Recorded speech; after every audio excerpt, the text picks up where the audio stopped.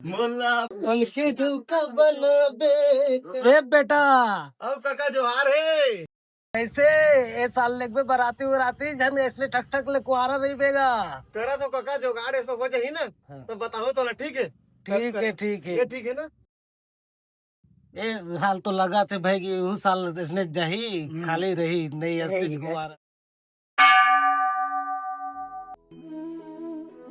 जय हो भोलेनाथ तोर पाँव परत हो। 16 सोमवार ले तोर पूजा करत हो भोलेनाथ। मोर गांव के लइका बुढ़वा जवान सियान मन सबो झन मोला ताना मारत हे भोलेनाथ। मोरो बर एको झन जोड़ी जमा दे भोलेनाथ तोर पाँव परत हो।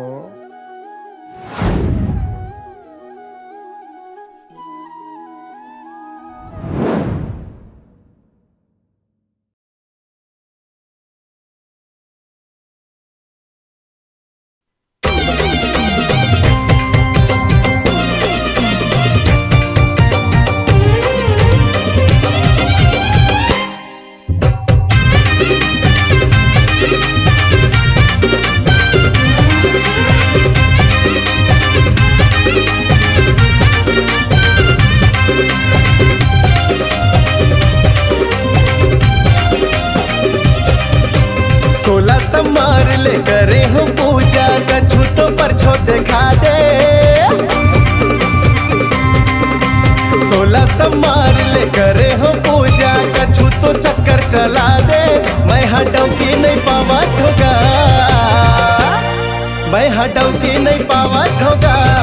और पटौ की जोगाड़ करा दे। मैं हटौ की नहीं पावा होगा और पटौ की जोगाड़ करा दे। 16 सोमवार ले करे हो पूजा कछु तो परछो दिखा दे।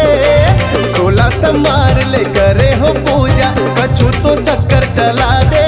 मैं हटौ की नहीं पावत होगा मोर पटौ की जोगाड़ करा दे। मैं हटौ की नहीं पावत होगा मोर पटौ की जोगाड़ करा दे।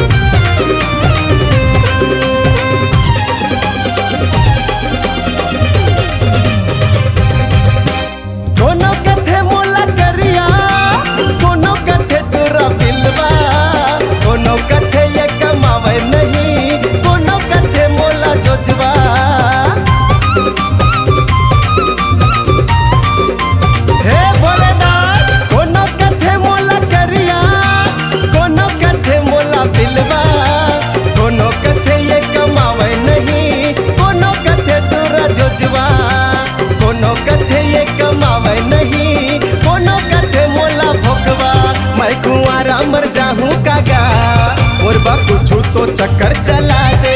मैं हटौ की नहीं पावत होगा मोर बटौ की जोगाड़ करा दे।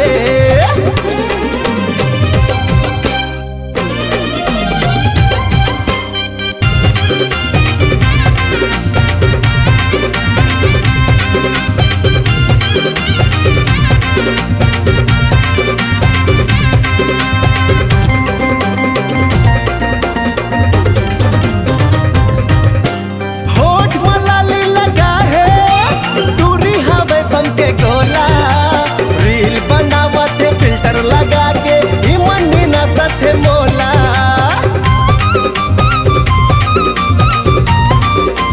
जौहर है रे होठ मलाली लगा है दूरी हवे बम के गोला। रील बनावत फिल्टर लगा के इमनी ना सथे मोला। रील बनावत फिल्टर लगा के इमनी ना सथे मोला। मैं हाँ कपड़ा सिलैया होगा काज बटन करैया देवा दे। मैं हटौ की नहीं पावत होगा मोर बटौ की जोगाड़ करा दे। मैं हाँ खाली तो बैठे होगा मोर पर एको जन सेटिंग